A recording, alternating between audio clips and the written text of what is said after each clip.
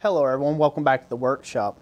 So in this video I'm going to show you how I like to set up stuff to braze large sections of flat copper into pipe sections. Now I'm using this for a particular job that I'm working on. I'm making a large copper water feature, and so I need these spacers in between the actual bowls or the dishes of the water feature to provide some different height and stair stepping. You could do this in a fountain or something like that.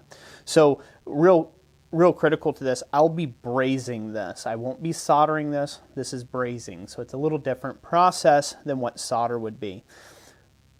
Like soldering, you need to clean your joint first. So with soldering, you would clean your joint, then you would apply a flux to the joint, then you would heat that joint until your solder, which is mostly silver, kind of like silver and tin, would just melt into it. And it's predominantly tin. It's mostly tin in silver solder, and with a small percentage of silver. And therefore, that would then melt into your joint.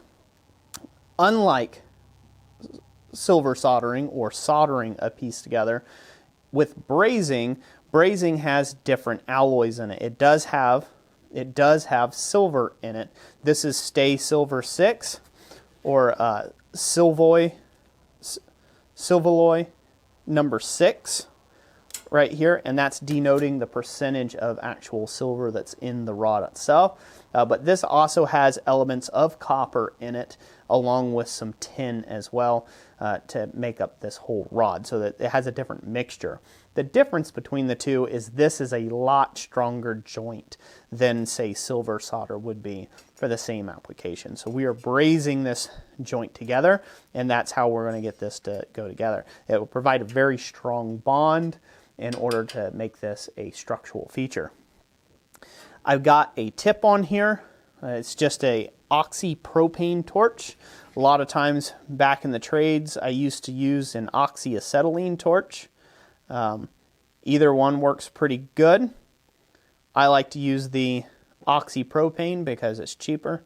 You can use the torch that you have on hand. You will need something with oxygen, however. It is very difficult to braze with brazing rod just using a standard plumbing torch. That's a very difficult thing to do.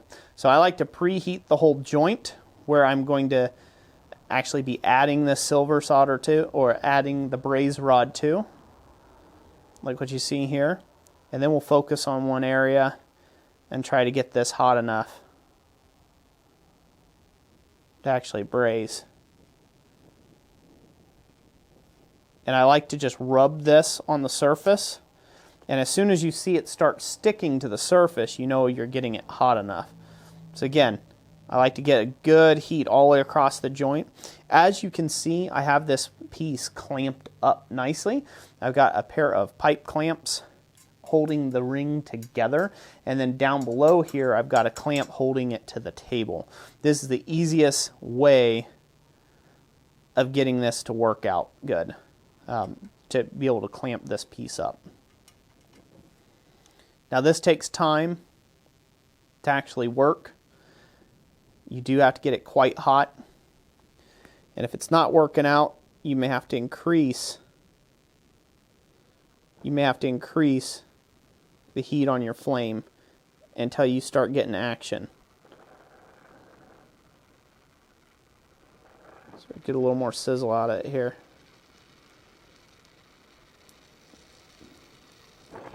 Depending on the thickness, this will matter. Usually the copper has got to get quite hot. The one nice thing about using brazing rod to do this is that it's just starting to stick barely. The one nice thing about using brazing rod to do this, opposed to silver solder, is silver solder has a tendency to run all over the place, especially if you put too much flux on a joint, as where brazing rod will stick and it'll just kind of stay, so you can almost weld with it in a way. So once you've gotten the piece hot enough, you'll see this braze rod actually just kind of melt into the surface. It'll just wet in as I like to call it. You'll see it just flatten out, the bead will. Once you get the copper hot enough, it'll just drop right in there. Takes a little bit to do this, but the result is worth it. And if you're not getting the result you want, you may have to resort to getting a bigger torch. That is a possibility as well. Got a little bit of problems with this tip, so I'm going to change this tip out for a much larger tip. Probably go for a rosebud tip.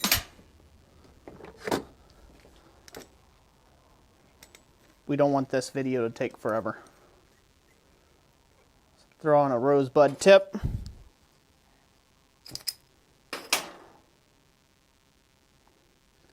I try to get a nice pinpoint heat if I can. A lot of times I like that a lot better.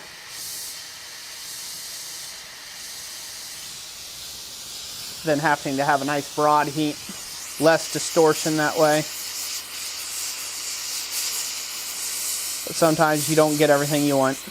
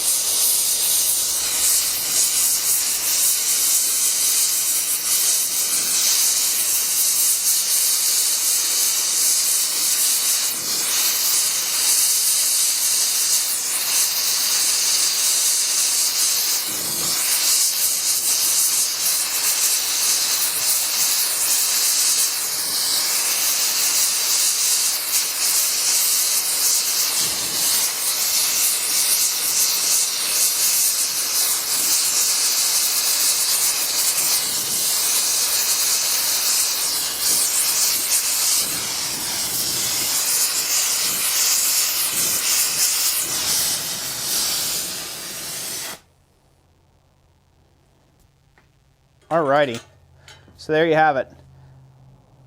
That is now completely coated with that nice brazed joint. That is a very, very strong joint for this pipe here, which again, it's nice to have that, that ability. Now, one thing I like to do is I like to remove the clamps at this time while it's still hot. It's best to do this while it's still a little bit toasty. That way the whole thing can just kind of cool down nice and even. I'll grab a pair of tongs here. Now, I've seen some people quench this. Usually it's recommended just to let it cool naturally. But you can see how much of a nice smooth joint that creates. On the inside, you'll see a little bit of wetting into it. I don't know if you guys can see that there. There's a little bit of wetting onto the inside, and that's what you want for a proper brazed joint. Now, there's many ways of going about this. Where my education in doing brazed joints came from is when I was working in the heating and air conditioning trade. A lot of times for high pressure systems, we had to braze a lot of our fittings in the air conditioning world here.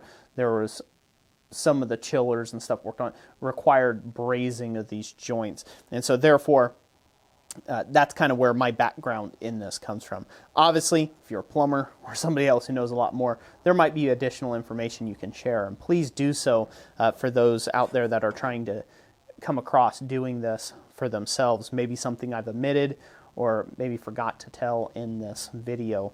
Definitely drop your opinions and comments down below as well. But for decorative pieces, this is my main focus now. I'm not having to hold any pressure or any pipes or anything like that. This is mainly just going to be for a decorative element or a piece. Brazing something together is copper's equivalent. It's copper's equivalent to welding something or TIG welding something together. So it's a very handy tool to have in your arsenal. So that's it for today. I hope that'll help you out or someone out there. If it does, great. If you have more questions, you can always drop them in the comment section down below. And if I can answer those, I'll try to do so. So thank you everyone for watching. As always, God bless you, and we'll catch you on the next one.